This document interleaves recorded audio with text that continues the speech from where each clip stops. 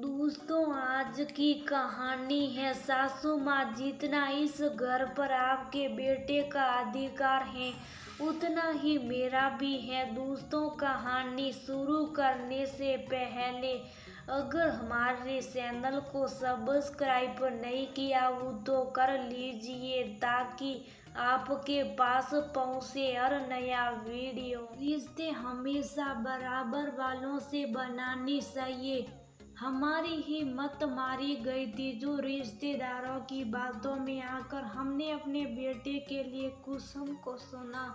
सोचा था दहेज कम मिल रहा है तो कोई बात नहीं, मायके में कमी है, ससुराल में इतना मिलेगा कि सब कुछ अच्छे से संभाल लेगी। पर नहीं से तो बस हर बात पर जवाब देना आता है। कल्याणी जी अपने पति को अपनी बहू कुसुम के बारे में बोल रही थी, तभी कुसुम आई और बोली, मम्मी जी आप तो ऐसे कर रही हैं जैसे मेरे माँ बाप के घर पर मुझे खाने के लिए भी नहीं मिलता था और दहेज किस बात का चाहिए था। उन्होंने भी मुझे पढ़ाने लिखाने में उतना ही खर्च किया जितना कि आपने अपने बेटे पर किया होगा। कल्याणी जी बोली, सही कहा बहू, पर तुम ये भूल रही हो वो मेरा बेटा है और तुम बहू हो। तुम उसे विदा कराकर अपने घर नहीं ले गई, वो तुम्हें यहाँ लाया। तुम कैसे सोच सकती हो कि तुम मेरे बेटे की बराबरी करोगी। उस वक्त तुम्हारे रिश्तेदारों ने कहा था लड़की गए हैं, अगर गए लड़की ऐसी होती है तो बोलने वाली कैसी होती हैं। कुसुम बड़ी उदास स्वर में बोली, मम्मी जी आप ये सोचिए कि आप मुझे किन बातों के लिए बोल रही हैं। आपका बेटा बड़ी से बड़ी गलती कर देता और आप उसे कितनी आसानी से माफ कर देते हैं। और मैं एक बात क्या भूल गई, लगता है आप तो मेरा इस घर से पता साफ कर देगी। जितना इस घर पर आपके बेटे का अधिकार है उतना ही मेरा भी है। क्या मेरी जगह आपकी बेटी होती तो क्या आप उसे भी इतना सुनाती। जब भी मनोहर बाबू कल्याणी जी को समझाने की कोशिश करते, कल्याणी जी अपनी दमंग आवाज में उन्हें शांत कर देती थी। वह कुसुम से बोली, बहू तुम्हारे कहने का मतलब क्या, आखिर मेरे बेटे ने क्या गलती की है। कुसुम बोली, यही तो बात है, अपने बेटे की बड़ी से बड़ी गलती माँ को नहीं दिखती और बहू की छोटी सी भूल भी बहुत बड़ी लगती है। अभी कुछ महीने पहले की बात है जब उन्होंने बिजली का बिल नहीं भरा और घर की लाइट चली गई। आपने कहा गर्मी में एक दिन रह लेंगे तो क्या हो जाएगा। उतना ही नहीं, अभी पिछले महीने ही जब गैस खत्म हुआ था तभी मैंने उन्हें कहा था गैस का नंबर लगा दीजिए। दूसरा सिलेंडर भी खत्म हो गया पर उन्होंने नंबर नहीं लगाया। तब आपने कहा एक रोज अगर बहू चूल्हे पर खाना बना लेगी तो उसका हाथ काला नहीं हो जाएगा। मैंने रसोई के सामान में बस घी नहीं मंगवाई तो आप मेरे माँ बाप तक चली गई।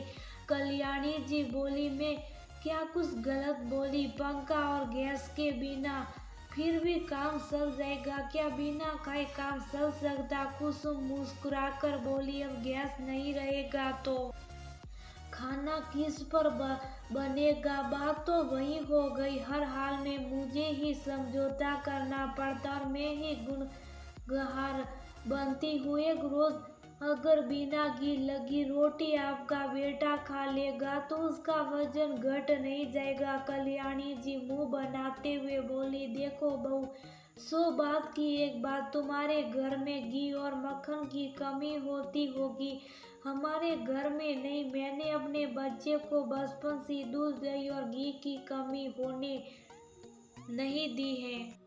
अब बताओ, सूखी रोटी उसने आज तक नहीं खाई और तुमने उसे बिना घी लगी रोटी परोस दी, तभी तो वह खाना खाए बिना उठ गया और भूखा ही चला गया। इतना सुनने के बाद कुसुम ने तुरंत दुकानदार को घी के लिए बोला और उसने भिजवा दिया। शाम में कुसुम पति के पसंद का खाना बनाकर रखी। सास बोली, एक औरत का धर्म होता है कि पति को खिला पिला कर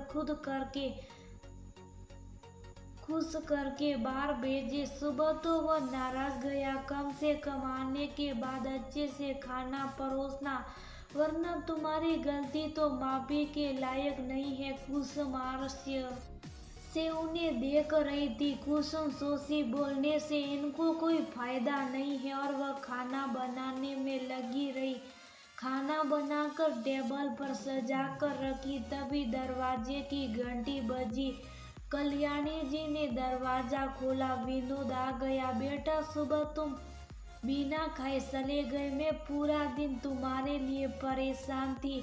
देखो, तुम्हारे पसंद का खाना बनवाई हूँ। विनोद बोला, माँ, मैं खाना बाहर से खाकर आया हूँ। मुझे लगा शाम में भी सूखी रोटी खानी पड़ेगी, इसलिए मैं बाहर का ही खाना खा लिया। आप लोग खाना खा लो। कुसुम बोली, ये कैसी बातें कर रहे हैं? आपके लिए मैंने इतना कुछ बनाया, अब ये सब कौन खाएगा?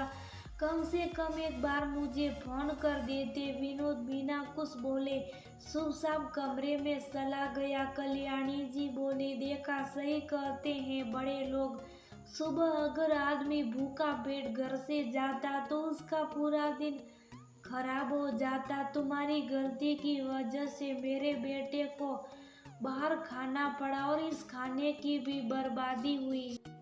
कुसुम बोली, मम्मी जी, ये तो गलत बात है। मैं तो खाना बनाई, अगर खाना वो नहीं खा रहे तो उसमें मेरी क्या गलती? आप उन्हें बोलने की वजह मुझे क्यों सुना रही? ये तो गलत बात है।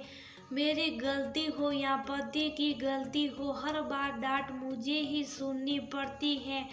अगले दिन कुसुम पराठे बना रही थी तो विनोद से बोली, आपके लिए कितने पराठे बनाऊं? कल्याणी जी बोली, ये क्या बात हुई? कोई पूछकर पराठे बनाएगा, उसकी जितनी मर्जी होगी वह खाएगा। कुसुम बोली, मैं इसलिए पूछ रही हूँ, अगर एक भी पराठा बचा तो ये उनकी गलती होगी।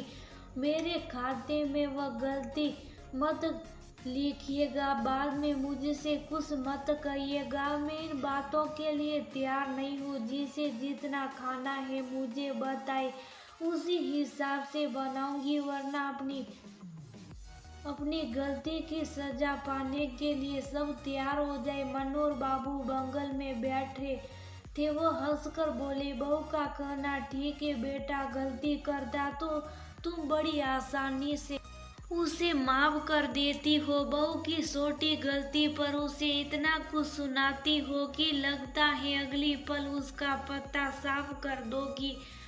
क्या अपने दिन भूल गई हो? सही तो कह रही हो, वह तुम्हारा बेटा अगर खाना छोड़ेगा तो बहू बासी खाना क्यों खाएगी? और उसके माँ बाप ने भी उसे बड़े नाज से पाला। तुम्हारा बेटा अपने घर में लाडला है तो वह भी अपने घर की राजकुमारी है। विनोद मुस्कुराकर बोला, कुसुम, मेरे लिए 2 पराठे बना दो, परंतु अगर खाने की इच्छा होगी तो क्या फिर से पराठे मांग सकता हूँ? कुसुम मुस्कुराकर बोली, क्यों नहीं, पर आपके हिस्से का खाना अगर बचा तो बाद में वो आपको ही खाने होंगे। अब आपकी गलती में मैं अपने हिस्से नहीं लूंगी।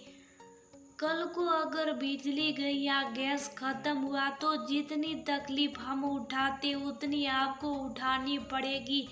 बेटा हो या बहू, सभी के साथ न्याय बराबर का होगा। विनोद हंसकर बोला, माँ सुन रही हो, मेरे ही घर में न्याय और अन्याय की बात हो रही है। कल्याणी जी बोली, गलती तुम्हारी है। मैं कहती थी कि अपने बराबर वाले के घर में रिश्ता करेंगे, लेकिन तुम्हें बस पढ़ी लिखी और बिना दहेज वाली लड़की चाहिए थी। अब थोड़ी बहुत गलती तुम्हारी भी है तो भुगतना भी तुम्हें पड़ेगा। दूर खड़ी कुसुम मुस्कुरा रही थी। कुसुम धीरे से ससुर जी को बोली, पापा जी चलिए, देर से सही, माँ, बेटे को एहसास तो हुआ, वरना तो मुझे लगा था ये बेटे की गलती हर बार माफ करेगी और इस घर से मेरा पत्ता साफ करेगी। बहू की बात सुनकर मनोहर बाबू मुस्कुराने लगे। दूर खड़ी कल्याणी जी उन्हें आंखें दिखा रही थी। अब कुसुम अपने लिए बोलना सीख गई थी और विनोद को भी अपनी गलती माननी पड़ती थी। कुसुम ने कल्याणी जी को ये एहसास दिलाया कि पैसों और ओहदे में बराबरी नहीं बल्कि व्यवहार और शिक्षा के साथ सम्मान में बराबरी होनी चाहिए। तभी दो परिवार और दो मनों का मिलन होता। दोस्तों, अगर एक परिवार की लड़की दूसरे परिवार में जाकर घुल मिल सकती है तो क्या वह परिवार वाले अपनी कुछ आदतों को उसके लिए नहीं बदल सकते? क्योंकि समान व्यवहार की आदत पर प्रधान से जब दो मन और दो परिवारों का मिलन होता वही बराबरी उत्तम